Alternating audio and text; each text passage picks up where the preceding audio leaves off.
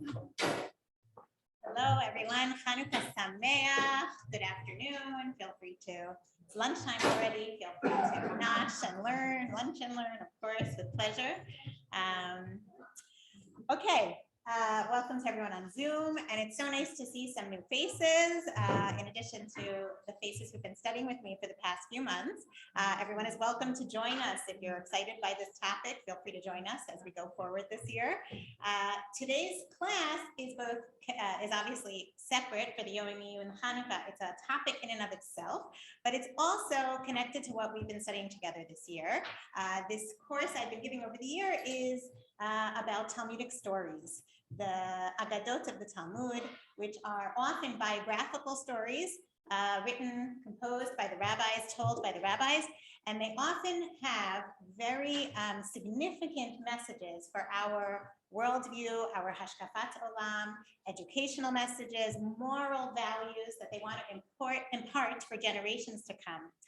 And one of the great debates and great questions as we study these stories, which comes up all the time, is how much are these stories history? How much can we glean history from these stories? And how much is it meant more as a story to be told with some sort of message to convey, and not so interested in the historical detail? And this is a story which has perplexed not only us, the students, but academics, historians for many years. And for the most part, we're going to see today is really very much at the heart of this question of how much history can we glean from Agadot in the Talmud. Okay, before we go on, I just want to say this whole Yom Iyun and class is in the memory of Dr. Charles Feldman, Yitzchak Tzvi ben Yaakov Leah. Tonight is his 10th yahrzeit. I had the zchut to meet and get to know a little bit Dr. Feldman, father of my dear friend Esty and her family, and really may his neshama have an aliyah. His memory is certainly a blessing for the wonderful things that the Agus family and Feldman family does for the Jewish world. So, okay, so we're going to jump in to our sources. We have a lot to look at. I'm actually, last year, the interesting challenge of hybrid classes is that I get to see your faces, which is a major plus. That's a good thing, right? We don't have enough sources. One of our clients, everyone not to bring in drinks. You can bring in closed bottles. If you look at these chairs, 5,000 shekel I spent cleaning these chairs. And I can't do it again because they will totally tear. So please, I feel like I'm a policewoman saying it. No, it's because really this is like another bite. It's right. The water is okay and clothes. Okay, so while we are just getting sorted, I am going to share my screen. So. Okay, sorry about getting. Okay. Everyone on Zoom, hi everyone. You can see, everyone sees the slideshow, wonderful, and we have it here as well. You're not gonna need to see, unfortunately, we can't see the words so clearly on the slideshow in class, but when I do, there is a little bit of, I did bring a couple of extra images which are not on the source sheet, so that you'll get to see. So first and foremost, I'll just throw out to you the question, what are we celebrating on Hanukkah? What is the key thing that we are celebrating on Hanukkah? Feel free to call out quickly some answers. Victory. What kind of victory? Over the Greeks. Okay, military victory over the Greeks. Interesting that was your first answer. Anyone else? Okay, we have a special guest here today. My family is multiplying. My daughter Aderet is with us. So Nes Pach Hashem, and in fact, if you look at the wonderful photos, there's some artwork here and a photo. These are the two aspects of Hanukkah. But a really interesting thing happens when you look at the sources on Hanukkah, and this is something which you may have heard, and we're going to explore further and see another facet of today, which is that the Hanukkah story, as it's presented to us in different places, emphasizes different aspects of what we're actually celebrating on Hanukkah. And we have to understand why that is. So we're going to jump in to the first source. You're gonna have to let me do a little bit of multitasking here. Okay, so our first source is from Masachet Shabbat. Famously, there's a very interesting, this in and of itself is an interesting point. There is no Masachet Chanukah in the Gemara and the Mishnah. We do have Masachet Megillah, which is about Purim and the Megillah. We do not have Masachet Chanukah. What we have, for the most part, is found in Masachet Shabbat. And this in and of itself is interesting, that it doesn't seem to have the same status, even though certainly it doesn't have the status of a Chag from biblical times. But Purim also gets a little bit more kavod. If you're just looking at space and attention to the holiday, Purim gets a little more kavod than Hanukkah does.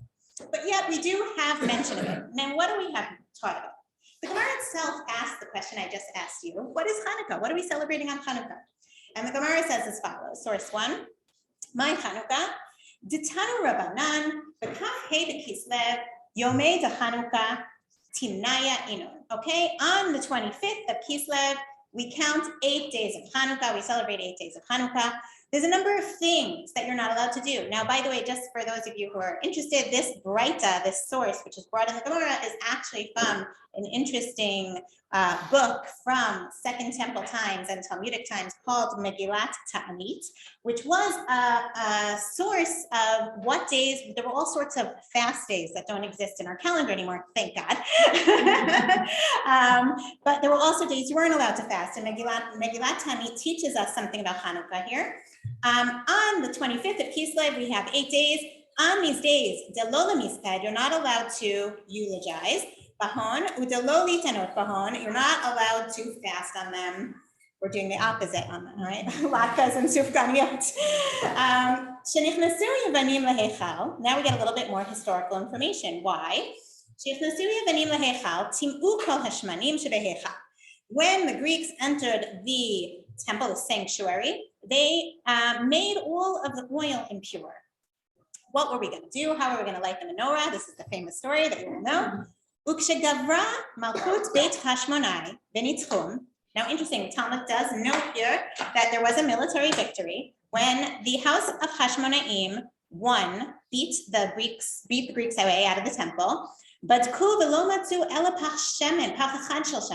they looked, and of course, all they could find was one pach shemen, and which still had the seal of the high priest, meaning that it was not opened; it was still pure. It hadn't been made impure. However, there was only enough for one day. A great miracle occurred, and it managed to light for 8 days, not just one day.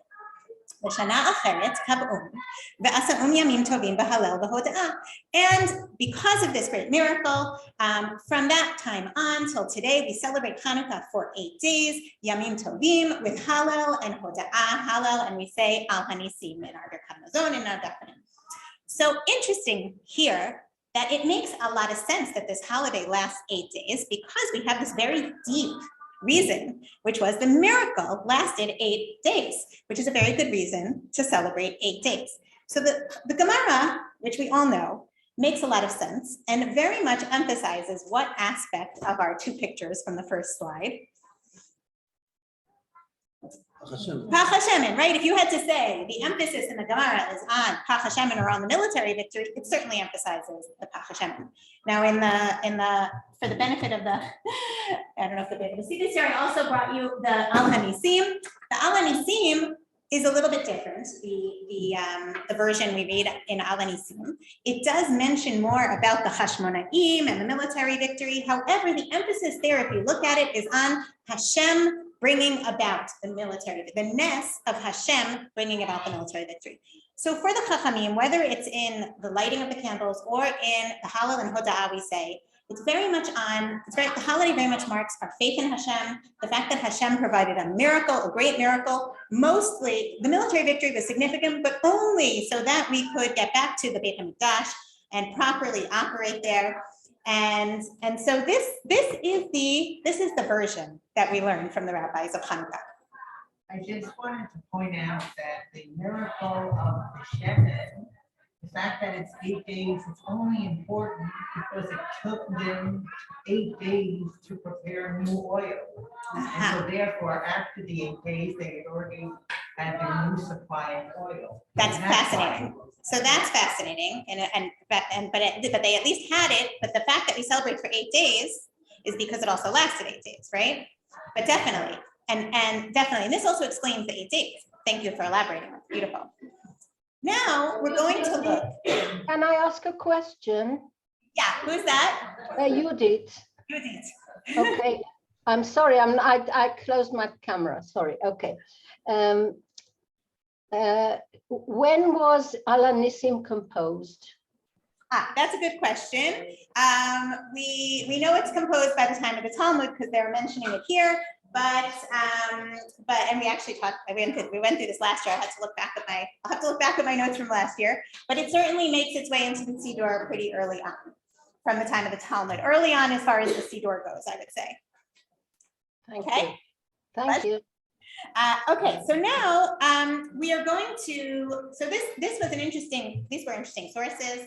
But we now are going to go a little bit out of our comfort zone and study some texts that we don't usually study in the Beit Midrash. So we're getting a little, controversial here. And we're going to open in source 2, right? In source 2, the book of Maccabees. Sefer HaMaccabeim. Okay, actually, I'm going to pause for a second and say what we're actually going to get to today is 2 Aggadic stories, 2 Talmudic stories. And we're just doing this part for background so we understand them better. Now, what's interesting is those of you who've been studying with me the past few weeks, the Talmudic stories we've been learning have been about who? Who are some of the characters we've studied over the past few weeks? Right, Rabbi Gamliel, Rabbi Shimon ben Gamliel, Rabbi Akiva, Rabbi Eliezer, right? Testing you guys, okay? Now, what is interesting is that until now we've been learning a lot of stories about rabbis, but in the Talmud, there are also stories about non-Jewish kings, about other historical characters who existed at the time of the Talmud, as well as just your general population, non-Jews, women, children, people who were less well-known than, let's say, Rabbi Akiva. So today we're going to look at 2 stories about descendants of the Hasmoneans. People who were kings of the Hasmonean dynasty. And I'm going to give you some history. We're going to get there soon. But before we get there, we're just still exploring the background of what Hanukkah was and how it was presented in different sources. So we're acting now as though we're historians. So you're a historian, you're trying to write the history of Hanukkah. Until now, we see that the history of Hanukkah is presented as a miracle in the eyes of the rabbis. In the book, really pertaining to the Mikdash, in the book of Maccabees, we have a slightly different view. Book of Maccabees, there's actually 4 books of Maccabees, if I'm not mistaken. The first one is the one we're looking at. It is the history of what happened in the Maccabean Revolt. King Antiochus starts persecuting the Jews, and the Maccabees in Judea form a revolt and manage to establish some independence for a couple of years.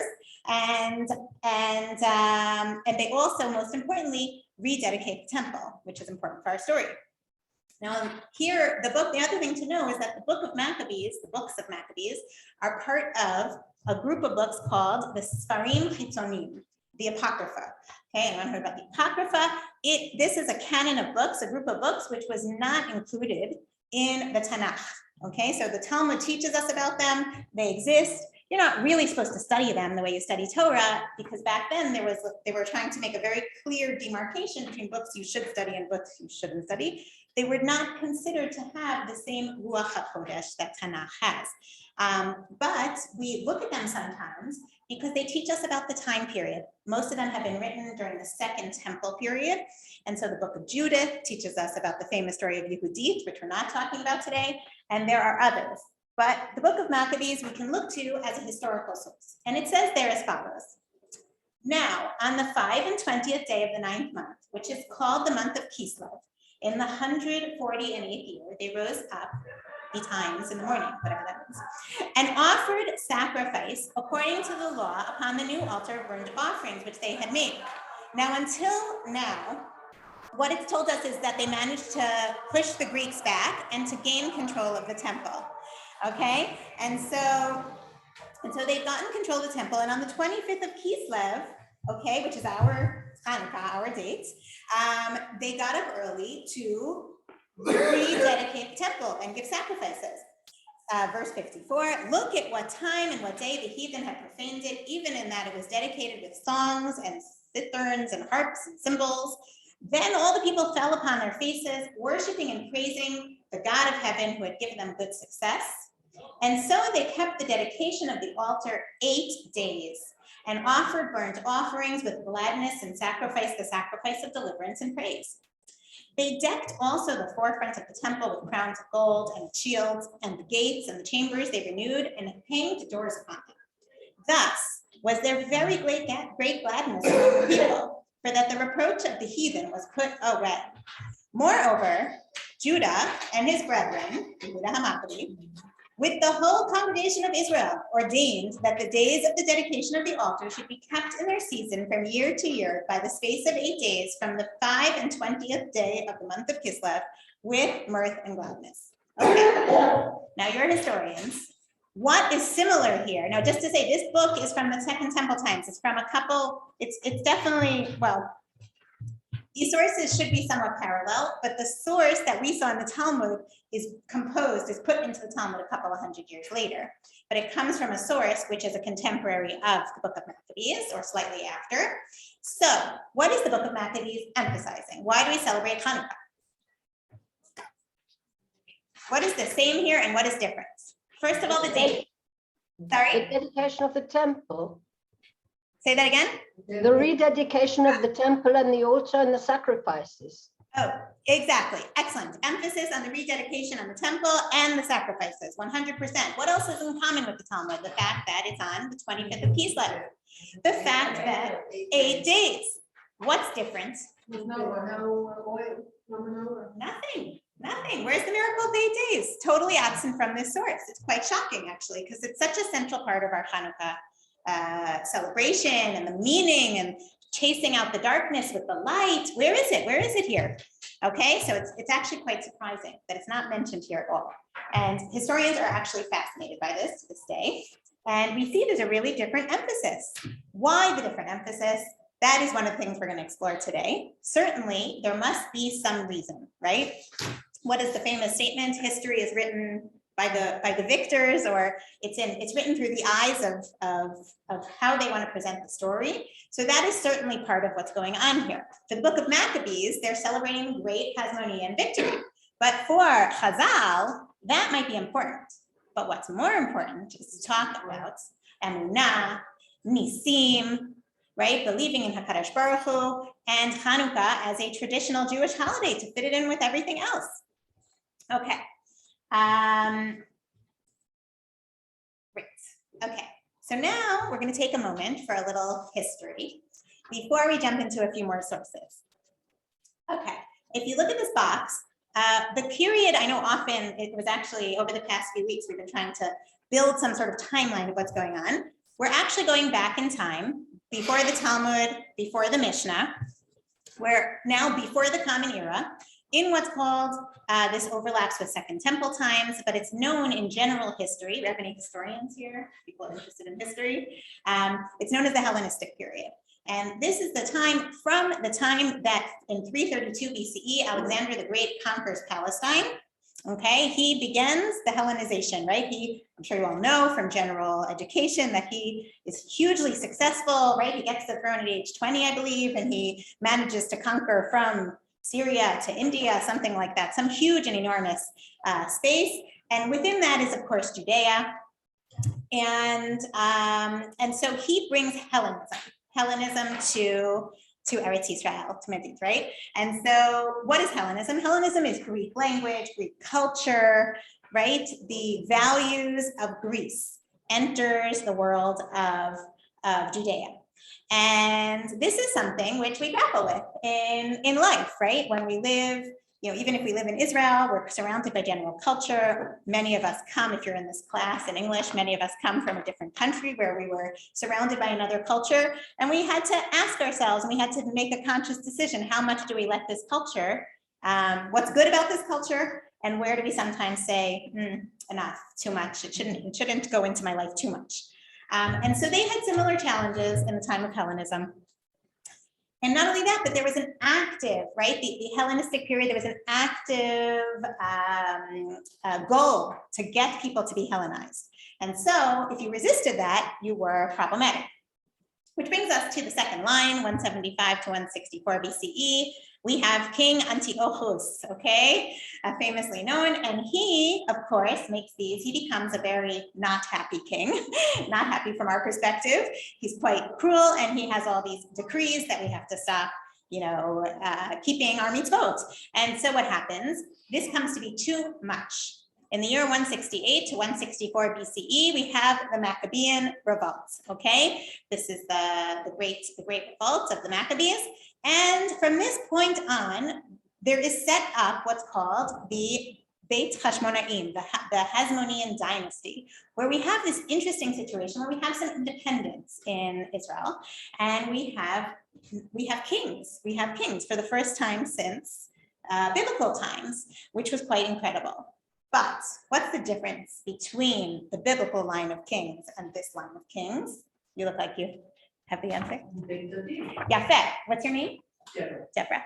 And so Deborah is pointing out that these Hashmonaim, we don't know this yet, but we are now finding this out, are not from the line of David. They're not from the Davidic line, which is already going to be a little problematic. They're Kohanim. They are Kohanim. Okay, they appoint them. This is a problem. Yes, they also appoint themselves as Kohanim, which is also a problem. So they appoint themselves as kings and Kohanim, which is a problem. They're not from the line of the Kohanim, and they're not from the line of David, but they've decided they are. Right, it's always funny to hear the voice of Zoom in the room. Yes, it reminds me of, in the anyone read Harry Potter? Speaking of general culture and Greek, right? No, that's Percy Jackson. Okay, and the moaning Myrtle in the bathroom, who's like this random voice that this is what this reminds me of. They're not Kohanim? They are not. Family is Kohanim, right? Right, They're so not going to leave. they appoint themselves as Kohanim, but they're not from Tzadok. Right, they're not from the line of Tzadok. Very good. Okay, so now we see that over the next couple of generations, there's like this one becomes, another brother or son becomes king and then gets murdered, right? There's like very unfortunate events here. There's Judah the Maccabee, and of course we have to point out 164 BCE is of course Hanukkah. That is what we're celebrating. Yehudah HaMaccabee is the great hero, and we rededicate the temple. And after that, Yonatan is appointed high priest. But then Yonatan's murdered. Shimon takes over. Shimon's murdered. Shimon considered himself king.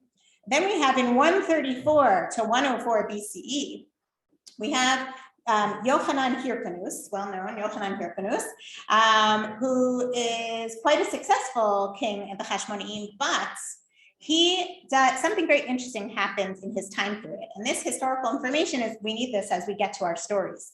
So Yochanan Hyrcanus considers himself a king as well as a Kohen Gadol. And he, not only that, but what's going on at this time is that we also have the Jewish sectarians, right? So if anyone's been to Qumran and learned about the Dead Sea sect and the Dead Sea Scrolls, or about the Sadducees and the Pharisees, this is getting into that time frame. And so at this point, the Pharisees, by the way, the Prushim are the predecessors of Chazal, of the rabbis. And the Sadducees, the Tzdukim, are the ones who claim to have been from the line of the Kohanim and who are advocating for different things than we decide, right? They had different views of how things should be. We're going to see soon. And so Yochanan Hyrcanus, John Hyrcanus, at the end of his life, sides with the Sadducees over the Pharisees, okay? And this is important because we're going to see how it plays into our story. After him comes someone called Aristobulus. By the way, what's happening to their names? What do their names sound? Right? Right? Suddenly we go from Yehudah and Shimon to Aristobulus, Hyrcanus, right? These names, Alexander Jannaeus, which brings us to our next bold, 103 to 76 BCE, sorry. We have the famous king called Alexander Yanai. If you've ever been to Yerushalayim, there's a bunch of streets named for these characters, for these melachim. Alexander Yanai was married to Salome Alexandra, Shalom Zion, okay, and she is the only queen of the Hasmonean dynasty who rules on her own. Cool thing, we're not talking about her much today, but it's a cool thing to know. Interesting point is that Alexander follows in his father's footsteps and continues to support the Sadducees over the Pharisees. Okay, and this is going to play into our story. Whereas Shalom Zion has a different view and supports the rabbis, supports the Pharisees, the predecessors of the rabbis. So interestingly, we're going to see that Yanai HaMelech, Alexander Jannaeus, is called by Chazal Yanai HaMelech. His wife, Salome, is praised by rabbis overall, but he is sort of vilified and not considered good by the rabbis, because it's interesting, because she supported the Pharisees, who are the predecessors of the rabbis, and he supported the Sadducees, who was the enemy of the rabbis. So it's interesting that these things you see, there's no history is objective, really. Okay, so now that brings us to almost the end of the Hasmonean dynasty. In 67 to 63 BCE, the children, Salome does not set up an heir for her children. She doesn't decide who's going to be the heir of the dynasty. And so the brothers, we hear this story throughout history, the brothers duke it out. Hyrcanus II and Aristobulus II have a civil war between them. We're going to read their story today. We're going to read a story about Alexander Yanai and about Hyrcanus and Aristobulus. And finally, in 63 BCE, this marks the end of this period. The Romans conquer Judea under Pompey, and that's the end of this Hellenistic period. And really, it's not a coincidence that as the Hasmonean dynasty starts to fall apart and have civil war, it's also the time that the Romans take over, and that's the end of the dynasty. So, everyone good with the history? Any questions? One of the sons asked the Romans to come in, right? To help defeat the other side. Right, so we're going to see, it's interesting, we're going to see some different versions of that story, talking about the Hyrcanus and Aristobulus. Yes, by the end, they're like totally, it's just about winning. They don't have the temple's best interest at heart, for sure. Okay, so now we're going to see how Alexander Jannaeus is presented in the Talmud. Sorry, wrong slide. There we go.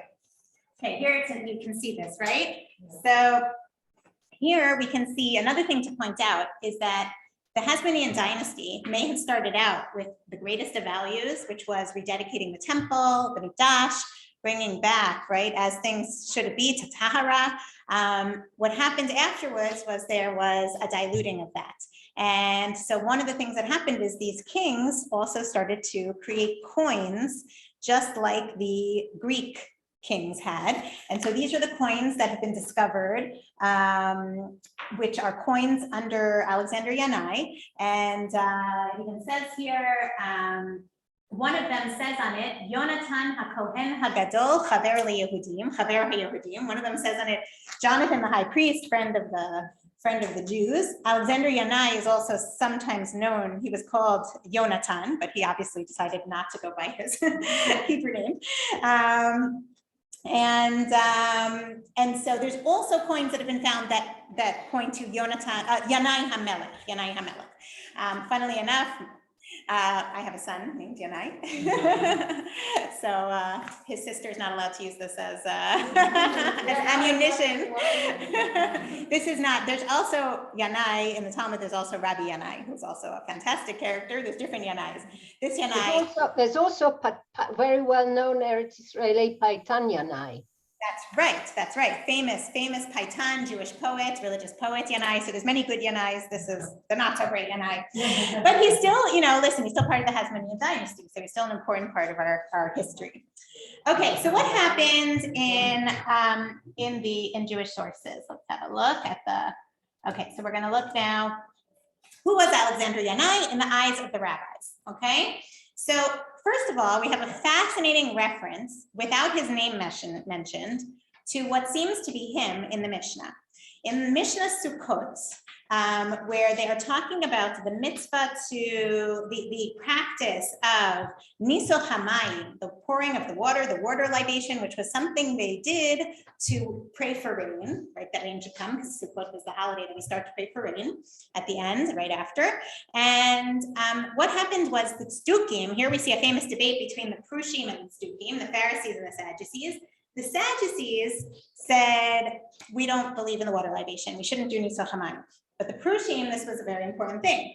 So in the Mishnah, they're saying you have to watch out for Tzdukim, who will try to sabotage the water libation. And so it says here in source 3, and the appointee says to the one pouring the water into the silver basin, raise your hand so that his actions would be visible.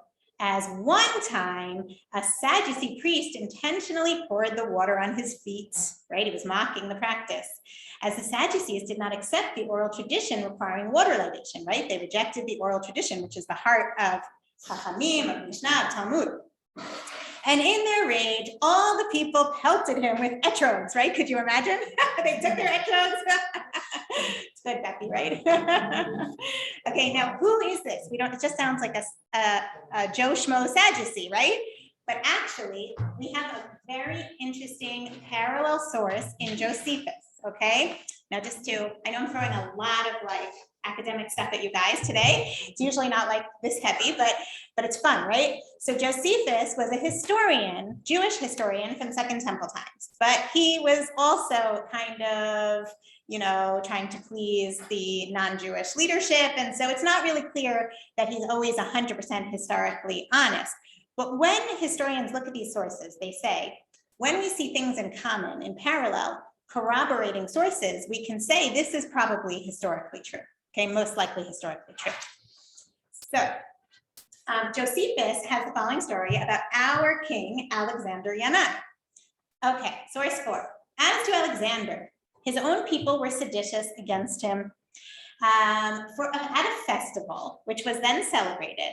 When he stood upon the altar and was going to sacrifice, the nation rose upon him and pelted him with citrons, which they had in their hands, because of the law of the Jews required that at the Feast of the Tabernacle, Sukkot, everyone should have branches of the palm tree and a citron tree, right? Arbat minim, which thing we have elsewhere related. You can see he's not writing for Jews, right?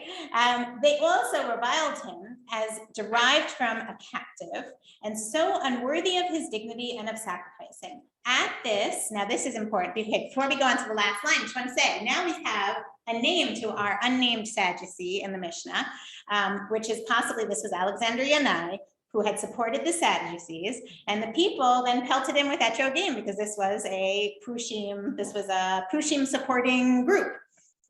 What happened at the end? What did Alexander Yanai do? At this, he was in a rage, so he slew 6,000 Prushim, 6,000 Pharisees. So just to give you an image of what's going on in Jewish history at this time, we're in what year? We're in 103, okay, to 76 BCE. How long ago? Not long ago, 164 BCE, we just had Yehuda Maccabean and Hanukkah and unity and faith in Hashem and rededicating the temple. And here we are in the time of Alexander Yanai, and there's a lot of discord, right? A lot of infighting, a lot of civil war, and it's very problematic. And so this is the background for the story we're about to jump into in the Talmud. Okay, so now we're in Psalm 5. Okay. Here is our story. Story number 1 today. All that was just for story number 1 and also for number 2. Okay. It says in Masachet Sanhedrin, okay, in Masachet Sanhedrin, which deals with the law, with the laws of the Sanhedrin and courts, it says in the Mishnah, Melech lo dan, okay, and then it goes on to say, basically a king, says the Mishnah, should not judge and is not judged. Now that's a little bit surprising, right? Because when you think about biblical kings, they judged and they were certainly judged, right? Sometimes they were criticized for things they did. But so we're going to see how the Gemara deals with that. But this is the law. And then the Gemara goes on to say, why is it the case that kings should not be judged or be judges? Because of a ma'aseh shahaya, a story that happened with Alexander Yanai. Okay, so the Gemara goes on, Amar Rav Yosef, lo shanu ela malchei Yisrael. Aval Malchei Beit David dan v'daninota. So interestingly, the Gemara itself is making a distinction between kings from the true Davidic line versus kings of Israel, okay, who are not necessarily from the Davidic line. So already you feel there's like a sting going on there. There's some criticism. How do we know this? Because it says in Yirmiyahu, Beit David ko amar Hashem dino levaker mishpat. Okay, there's a verse that teaches the house of David executed justice in the morning. They practiced justice. Okay. Now, here's our story. You see the letters ABC, right? Ela Malchei Yisrael, my tamalo, mishum ma'aseh shahaya. Why should the kings of Israel not be judged or be judges? Because let me tell you a story about what happened to one of these kings, and it didn't end well at all. De'avde Yanai Malka katal nafsha. Okay, so a servant, a slave of the king Yanai killed someone, murdered someone. Amar lehu Shimon ben Shetach l'chachamim, tnu einechem bo v'nidonenu. Okay, so a slave of Yanai, the king Yanai, killed someone. So Shimon ben Shetach, I'm going to tell you who he is in a second, says to the other sages, let's keep your eyes on him, put your eyes on him, and let's bring him to judgment. It's time to bring him to judgment. Okay, who is Shimon ben Shetach? Anyone know? Other than another street in Jerusalem? First of all, I think he's in Pirkei Avot, and if I'm not mistaken, he's Shimon HaTzadik. That I have to check that. I'm not 100% sure. Or maybe, or he's Shlom Tzion's brother. Excellent, very good. So first of all, just to give you another historical context, before the rabbis of the Mishnah, there were what's called the Zugot, okay? The final Zugot, we all know very well, Hillel and Shammai are the end of the Zugot. Before them, there was Shemaiah Ba'Abtalyon, and before that, there was Shimon ben Shetach and someone else, doesn't matter, but he was one of the Zugot. He was the head of the Sanhedrin, okay? We've been learning about this throughout the year. He was the head of the Sanhedrin. And he is also Shlom Tzion's brother. Who was that, by the way, speaking? Shelley. I can't see from here. Anyone's. So Shelley pointed out correctly, he is the brother of King Yanai's wife. Oi, this is talk about family conflict, right? It's getting complicated. So, sorry? The brother-in-law, excellent. So Shimon ben Shetach, he's also the head of Sanhedrin. He has to take responsibility, legal responsibility if someone gets killed. So it's important. So he says, let's tell Yanai that he needs to well, it's not clear who he's calling, right? He says, so now we're gonna see in line 3, line C, Shalchule, Avdecha katal nafsha, shadrei lehu. Shalchule, so what happened here? They sent word to Yanai, your slave killed a person, okay? Yeah, and then, okay, now the English already has a commentary, so we have to not look at the English for a minute. The Aramaic says, Shalchule, they sent to him, well, actually, it's clearly Yanai, right? Because it says, Avdecha katal nafshe, your slave killed a person, send him to us. So they sent the slave. But what I meant to point out, sorry, in the previous line, in line B, is that it says that Shimon ben Shetach says, let's bring him to judgment. We don't know if it's the slave or King Yanai. But perhaps in this time period, they're considered one and the same because the slave was basically, under King Yanai's responsibility. In the next line already, Shimon ben Shetach says, send us the slave. So until this point, how is Alexander Yanai characterized? Neutral, right? Not bad. Shimon says, send the slave, he sends him. He's doing what he's been commanded. So far, so good. Alexander Yanai is nothing terrible at this point. Okay, so we have to go on with our story. Okay. Now we're in line D and E. Line D says, Ta'ant nami lahacha. They sent word to Yanai and said, you should come too. Why? Because there's a pasuk that says in Sefer Shmot, V'hu'ad b'ba'alav, that he should be testified against his own with his owner. Meaning, when you have, now this is a very unpleasant comparison, when you have a an oxen who has gored and murdered someone, the owner is responsible. Okay, this is a whole, we're not going to get into this. It's a whole Jewish legal, very, very famous sugya. But the point is, if you have a murderous slave or a murderous ox, then you're going to have to be responsible as an owner. So they're saying, Yanai, you have some responsibility. So Yavo Bal Hashor v'Yamod al Shoro, the owner of the ox should come and stand with his ox from judgment. So they're saying this figuratively about the slave. Ata v'Yativ. Okay, so they said, Yanai, you gotta come. King Yanai comes and he sits down. Okay.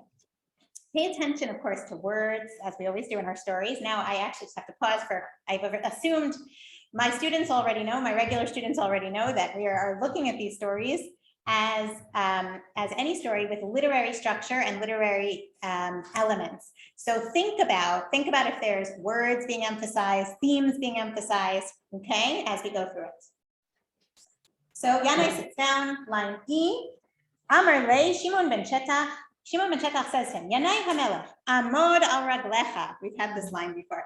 Yanai, King Yanai, stand on your feet, V'ya'idu bacha, and we're going to bring you to judgment. They will testify.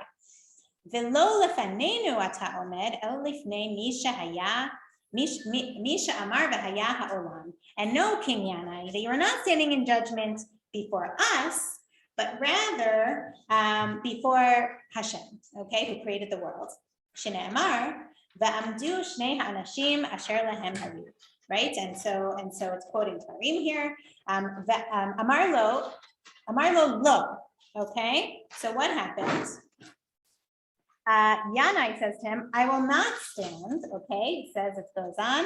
Amar lo lo kshetomar ata ela kemashi amru chaverecha. So King Yanai says, you know what? And by the way, this makes a lot of sense. His brother-in-law says, I am not going to I'm not going to stand for judgment when you say, I'll do what your colleagues say. Let's put this to your colleagues, which is a reasonable thing to say, because talk about being not objective. He's his brother-in-law. But now we have to see, what are the sages going to do? Because the sages are in a very difficult position. They are, on the one hand, the sages, the colleagues of Shimon ben Shetach. On the other hand, this is Alexander Yanai, who was known to have killed 6,000 Pharisees. You know, he's not exactly, he also was known for military victories. This must have been very intimidating. Okay, line F. I have to go ahead here, hang on. One more slide for the story. Okay. Nifnei yamino, kavshu pneihem bakarka. He turned to his right. They hid their faces in the ground. This must be the sages, right? Nifnei l'smalo, he turned to his left. Kavshu pneihem bakarka. They hid their faces in the ground. Okay, so he's supposed to be being judged by the sages, and the sages are, exactly as we suspected, are very fearful. So what happens next? Yes. As far as I know, that in halacha, if you stand before a king, if you go before a king, you must stand before the king while he sits. And in the Beis Din, you're supposed to stand before the Beis Din while they sit. You've got two contradictory laws that can't be both complied with. Excellent. What's her name? Yitzchak. Yitzchak is putting his finger on something very important. So hold that thought for one more second. We'll finish the story and we're going to get back to that point. It's you're very much picking up on, I think, one of the significant theme of the story.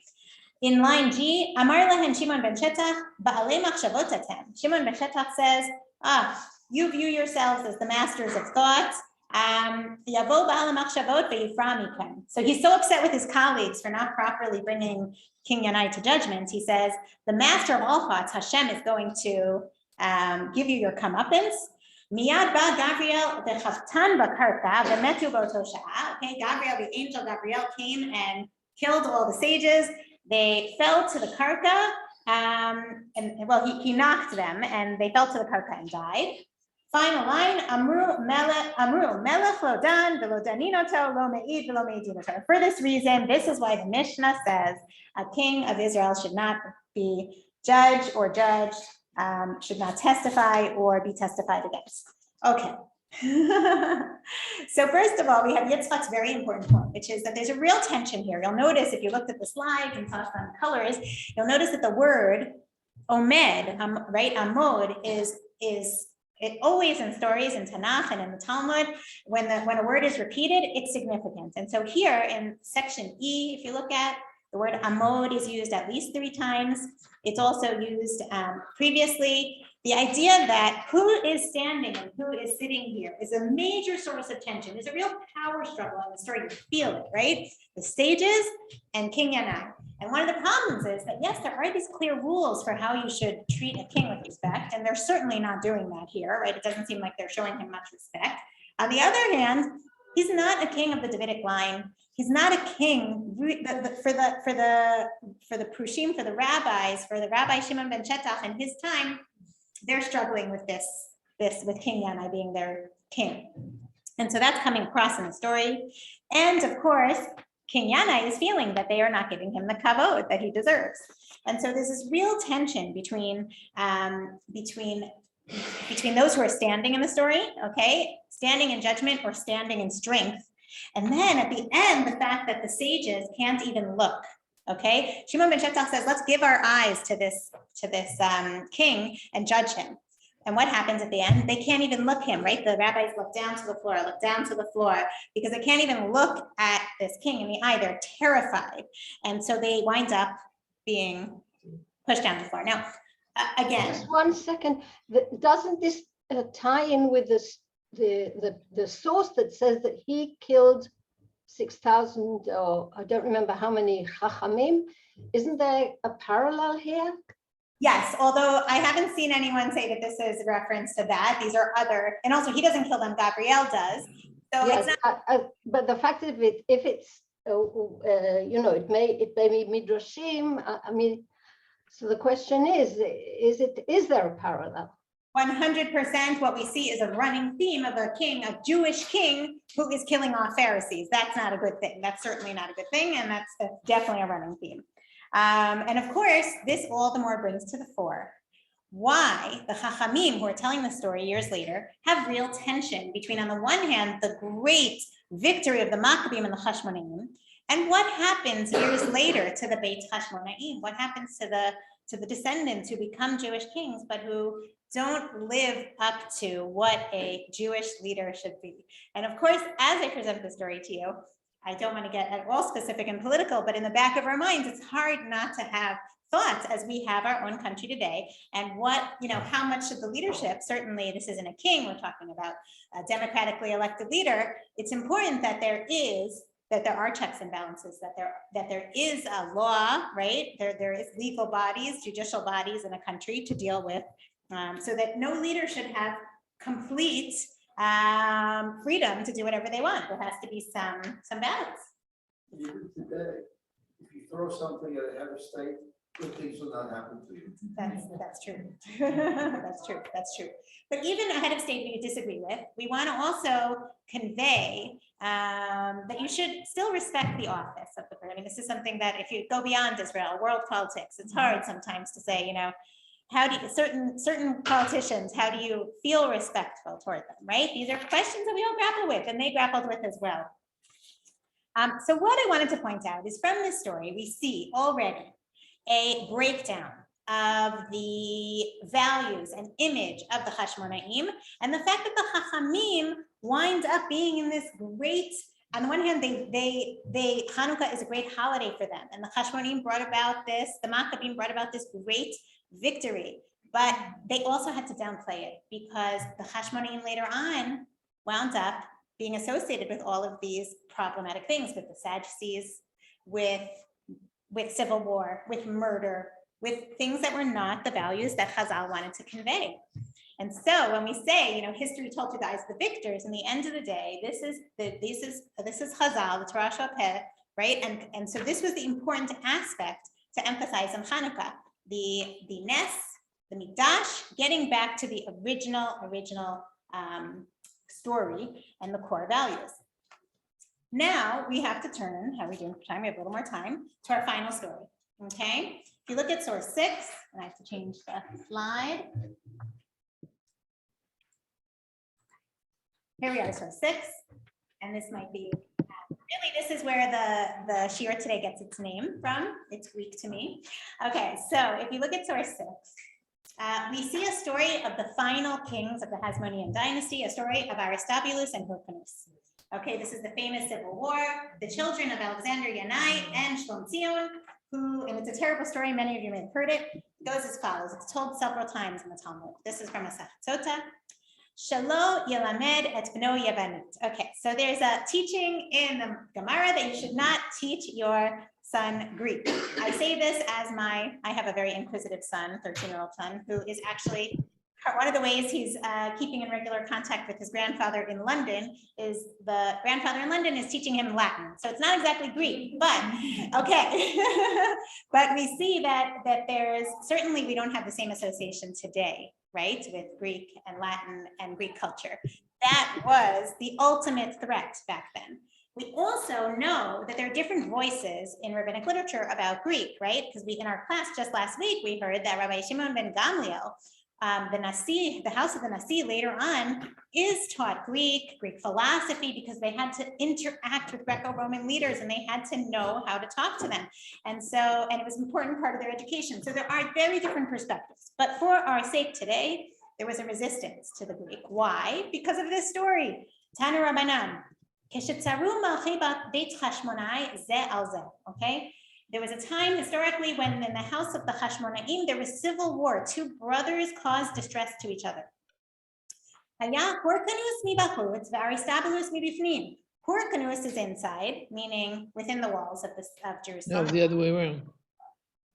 I'm sorry, outside. Sorry, Hyrcanus mi bachutz, Aristobulus mi bifnim. Okay, so Hyrcanus is outside the walls, and Aristobulus is inside in Jerusalem. I was just making sure everyone was still listening. Okay.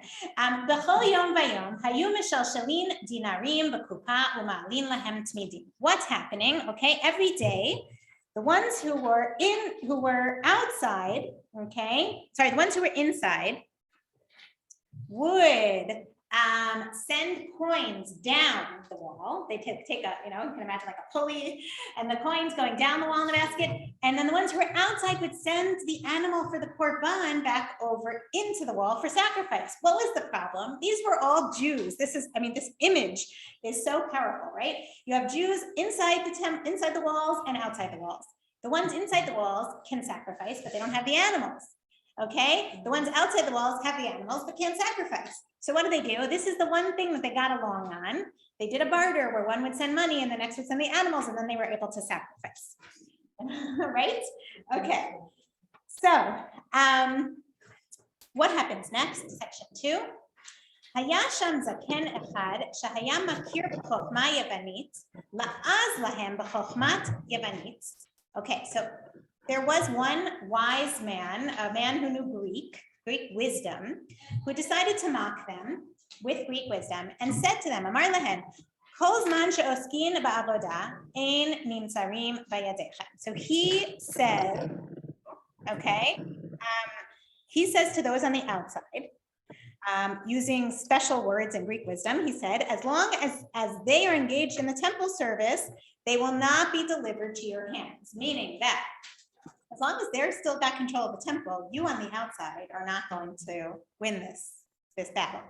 So he's a troublemaker, right? He's a troublemaker, la'az lahem. And who is the source of all the trouble? This guy who is speaking and teaching Greek wisdom. Section 3, it culminates. Lamachar shilshalu lahem dinarim b'kupa v'helu lahem chazir. So what happened the next day? They sent down money, and what did they send up?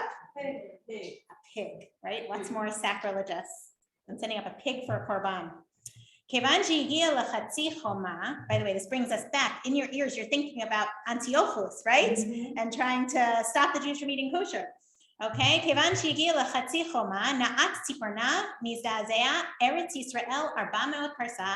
okay, so the pig gets halfway up the wall, sticks its hooves into the wall, and there's like an earthquake, a massive earthquake, right?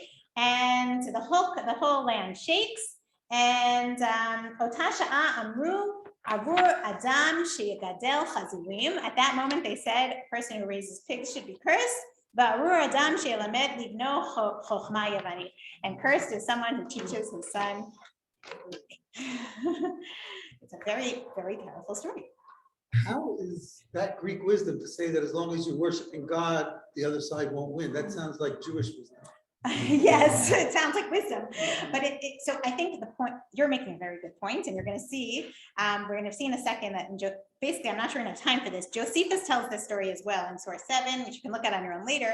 He leaves out the whole thing about, there's nothing about Greek wisdom or pigs that's completely absent from the story, but he does tell the story about Aristobulus and Hyrcanus. So when we're doing like historical analysis to these stories, we have to say, well, clearly there was a civil war around the temple and the walls between Aristobulus and Hyrcanus. And there was this idea that one was sending money and one was sending sacrifices. But the emphasis on the Greek language and culture and wisdom being, pushed down, and the pig is coming from rabbinic literature, because for them, this became, what they're saying is, ultimately, the Beit Hasmoneans did not carry on the way they should. And they wound up being almost as bad as Antiochus in the end, right? Listening to really the idea is that he spoke Greek, right? He just spoke Greek. But he's mocking them, but the rabbis are mocking this guy. Really, he's the one who brings about the downfall. And so, again, I want to emphasize that it's not that all of rabbinic literature is against learning Greek, but in this particular story, it plays a role here, a literary role. To say these are historical characters, these stories have historical context and historical truth to them. But there's often something else that the rabbis are interested in. They're not interested in teaching us history. I'm sure the sages were not knocked down by the angel Gabriel when King Yanai, if King Yanai was brought to court at all. But the sages are saying to us, look at the breakdown that happens over time. These become the Jewish kings, but they're under their reign, there's tremendous divisiveness and conflict. And in the end, it all comes back to cause catastrophe. And the source of that becomes the fact that they embraced Hellenism. These kings embraced Hellenistic culture too much, okay? It's okay sometimes, but not too much. But to become kings and to fancy yourself like a Greco-Roman king is going to lead only to catastrophe. So I think that the message here is, I had to leave you with my message, I'm staying around for questions, is that, and this is the Josephus for anyone who wanted to see, the message here is that Hanukkah, of course, is a story with multiple messages. And of course, if you think historically, when did the power of the Hasmoneans and the military victory become re-emphasized in history? Here in Medinat Yisrael, Hakamata Medina, suddenly the military might was further reinforced, more so than throughout history, because so much of how we look at these holidays and the messages within them depends on where we are, right? We have the core aspects, but we bring out the messages that are most relevant for us in our time.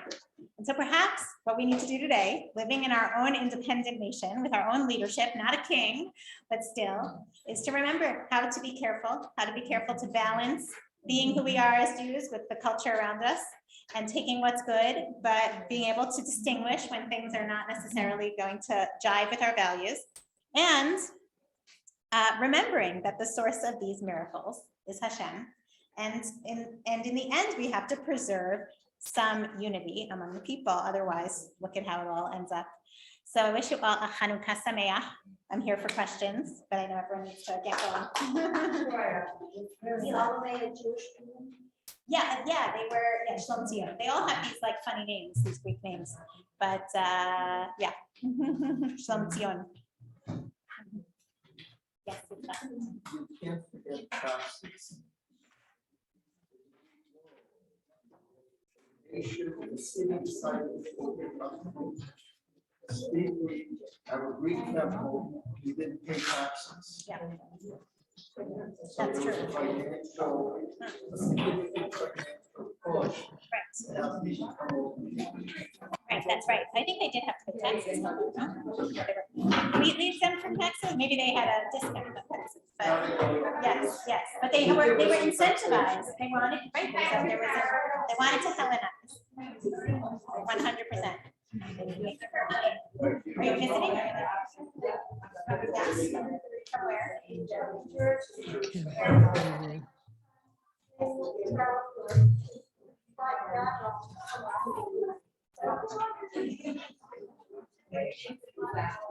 Enjoy. If you really want to read the story of Hanukkah, you gotta read Save by the Way. Yeah, but it's one version. But yes. Classic man. And the last Shabbos, so I had a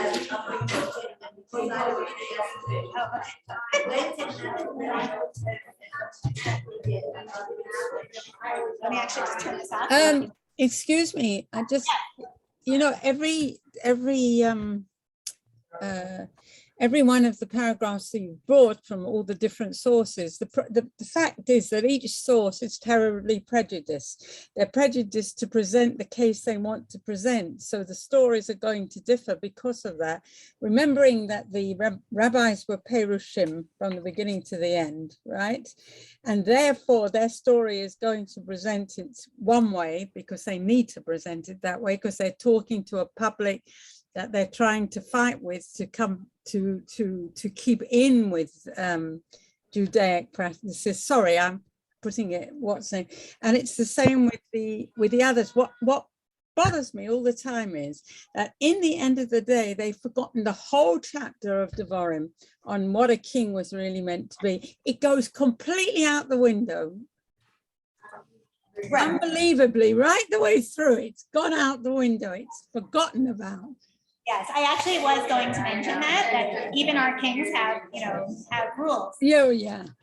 But yeah, I think that was the point of the rabbis. But I think instead of saying that they all had their agendas, I would say they all had their points they wanted to convey in terms of. Yeah. Thank you very much, though. Hanukkah Sameach. It's interesting that so the other theory of why the rabbis didn't talk about Hanukkah in the Gemara is because that I've heard and it was that they were under the Roman rule, and it was not that long after Bar Kokhba's revolt, and they didn't want to talk about revolts at all. Exactly. They So, were definitely become much more pacifist. Right, and you're saying that also because Hasmoneans didn't turn out so great. Exactly, unfortunately. Thank you. Thank Go ahead. you. Hanukkah Sameach. Hanukkah Sameach.